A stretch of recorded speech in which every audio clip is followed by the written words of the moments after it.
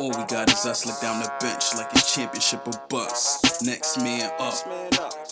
All we got is us, look down the bench like it's championship or bust. Next man up.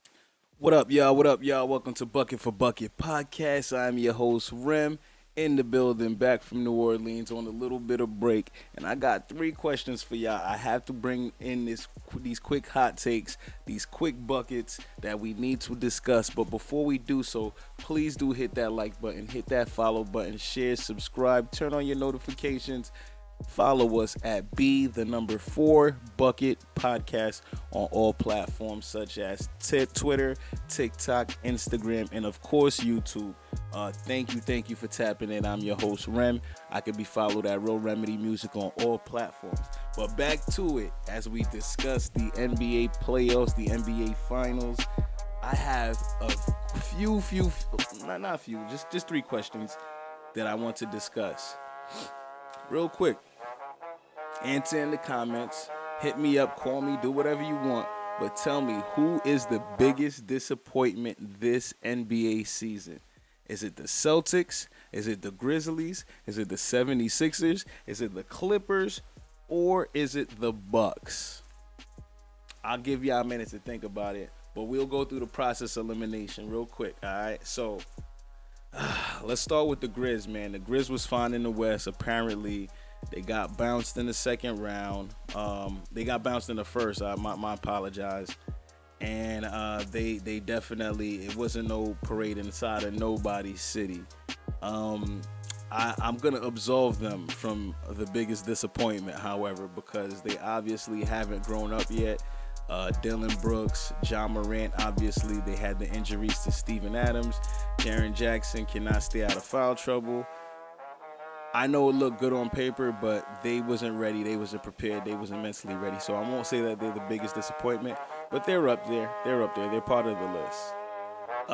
The Milwaukee Bucks, the number 1 seed, getting bounced in 5 games to the Miami Heat, who definitely were the lesser team, who did not play great at all this season.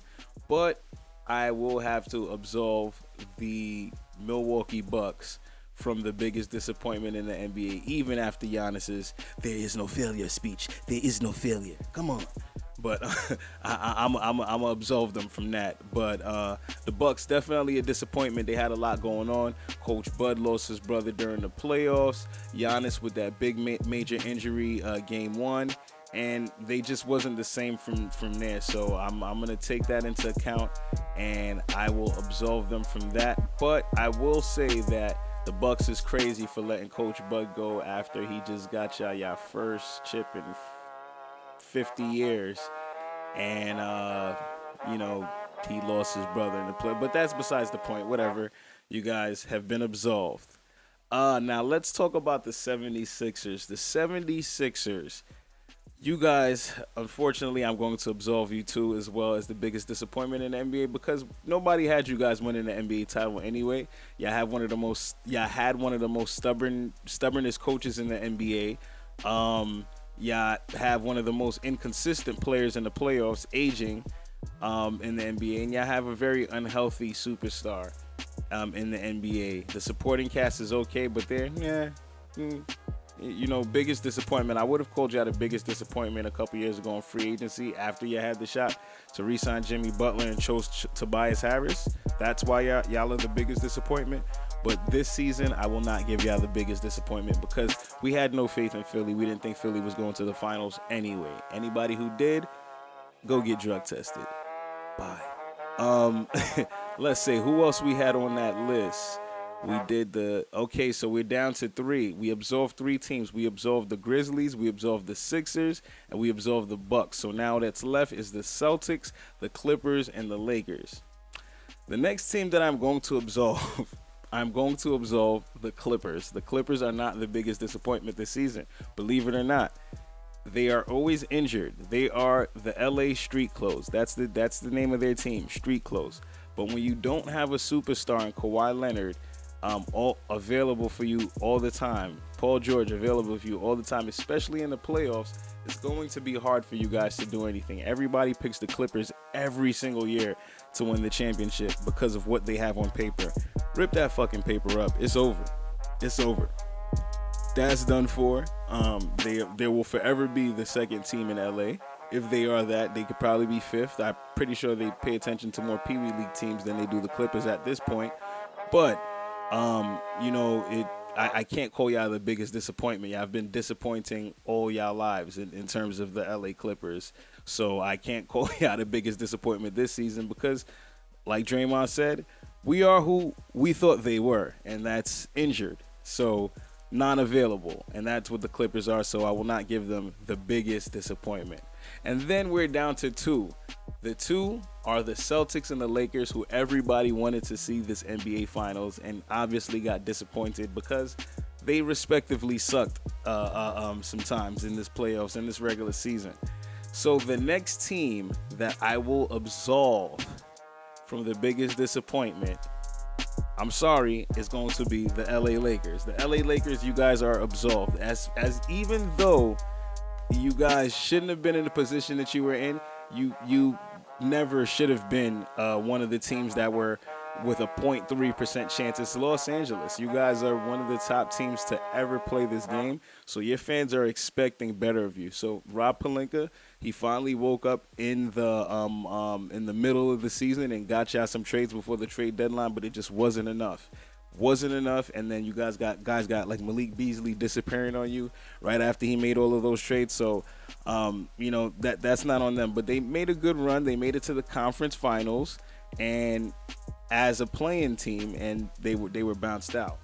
Now the biggest disappointment this season in my eyes personally is the Boston Celtics. Hands down, the Boston Celtics. Even though they were with a new coach, Joe Mazzulla, who was also on the bench with Ime Udoka when they made it to the finals, I cannot absolve you guys because of the talent that you guys have had on the team. The fact that you guys kind of had the Eastern Conference open for you guys after the Milwaukee Bucks got eliminated by the lesser Miami Heat, who was obviously injured and missing two key pieces from their team, and you guys were not able to pull it off. It was fun watching y'all force them to Game 7, but forcing them to Game 7 for no reason, y'all might as well have just lost in 4. It was fun to watch, but the biggest disappointment this season in my eyes is the Boston Celtics because they have not exemplified the Boston culture and the Boston way, and they went out as big losers. My next quick bucket, my quick take. Which 8th seed had a better run to the NBA Finals? The Knicks or the Miami Heat? The 99 Knicks or the 23 Miami Heat? Now, as a huge biased Knicks fan, you guys all know how much I love my Knicks since '94. I'm going to have to go opposite and go with the Heat with this question. That lockout season that the Knicks made it, the Knicks were, it wasn't a full season. It wasn't an 82-game season. The Knicks did sneak into the playoffs, towards the end, and they snuck into the playoffs. They got in. They were injury-riddled. That was the huge factor that was for the Knicks. We had so many injuries. Sprewell, Patrick Ewing, Larry Johnson. But towards the end, they started to gel, and they made things work out, and it was just the right momentum, just like this Miami Heat team where things kind of gelled through. But this is how their playoff run went. They lost first in the play-in game to the Hawks. Then they beat the Bulls in the next play-in game. They knocked out the number 1 seed in the Bucks. They beat the number 5 seed in the Knicks. Then they beat the number 2 Celtics. And they became the first play-in team to make it to the NBA Finals. Actually, they were the first play-in team to advance. So to advance to the next round. So they definitely had, in my eyes, a better run because of all of the other factors, not only playing a full 82-game season, which they were like kind of last in everything, in scoring, three-point shooting, and then they completely looked like a different team. It was night and day between the regular season and the finals, and all of the veterans stepped up, and then the undrafted players came in, and they started killing and doing their thing. So for that question, I'm going to have to go with the Miami Heat as the better 8th seed to make it to the NBA Finals. Now the question is, do you think that the Miami Heat will be the first 8th seed to go ahead and make it to the Finals and actually win it all? Tell me your thoughts. Share your thoughts with me. And my last take, this is the one that I'm going to close out with, is my top 5 Heat players, Miami Heat players in the Miami Heat franchise history. And I'll tell y'all, I'll give it to y'all in order from 1 through 5. And 1 is an easy one. My favorite player of all time, yes, I'm a Knicks fan, but my favorite player of all time is Dwayne Wade, Wade County. Hands down, no argument. He's the number 1. He's the greatest Miami Heat player to ever touch that uniform. He brought the first trophy to the city. He brought relevance to Miami. And he also brought LeBron James to Miami. Let's not forget that. He was also supposed to be a 2 times final MVP. If you do remember that is where they ended up losing that final series where they lost to the Mavericks, and LeBron James averaging 14 points per game.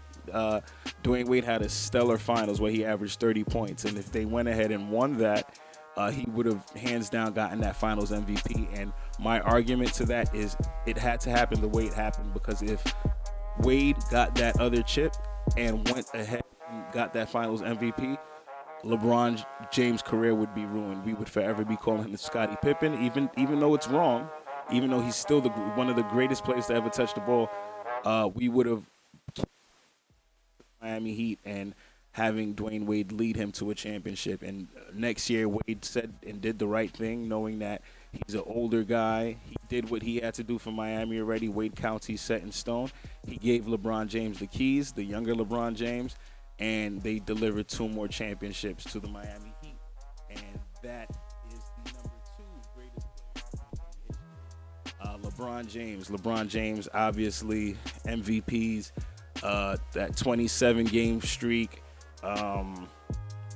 phenomenal finals performances, 2 rings. But to me, he's the second greatest player in Heat history. Jimmy Butler gets that number 3 nod from me. Number 3 is Jimmy Butler in Miami Heat history. In his 4 years, what he's done in his 4 years, I am willing to give Jimmy Butler number 3 because of what he has embodied in Miami Heat history. Round 1, he had the greatest playoffs performance in Miami Heat history. Put up some phenomenal numbers just to take out Giannis and those Bucks, who everybody thought was going to win the East. And it's gotten better and better. And by the way, he's a man of his word. He sat here last year and he told y'all he'll be back. He'll be back better, and he's going to advance, and he did just that. So a man of his word. I definitely am taking Jimmy Butler as a number 3 all-time in Heat history. Number 4 in Heat history all-time is Alonzo Mourning.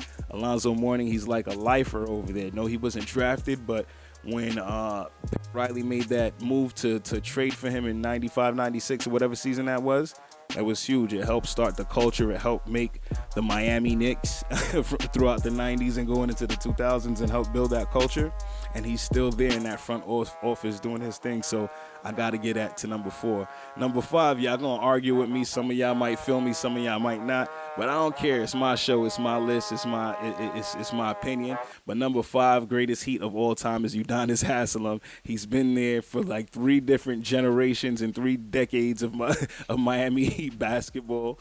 I'm exaggerating. He's not that old, but he's been there. He's been in a couple of different finals, and he's the OG. He's going to go on to be like what Alonzo Mourning is, where he's a part of the front office and stuff, but I think it goes deeper than that. I think he's going to be a part of that bench because he's going to be one of those enforcers, one of those coaches who kind of helps you, and he has a lot of that veteran experience and everything like that. So that's my list, man. The top 5 Heat players in Heat history. Number 1, Dwayne Wade. Number 2, LeBron James. Number 3, Jimmy Butler. Number 4, Alonzo Mourning. And number 5, Udonis Haslem. Tell me what y'all think about my list, man. Like I said, NBA Finals start Thursday, 8:30 p.m. on ABC. Tell me who y'all got in the comments.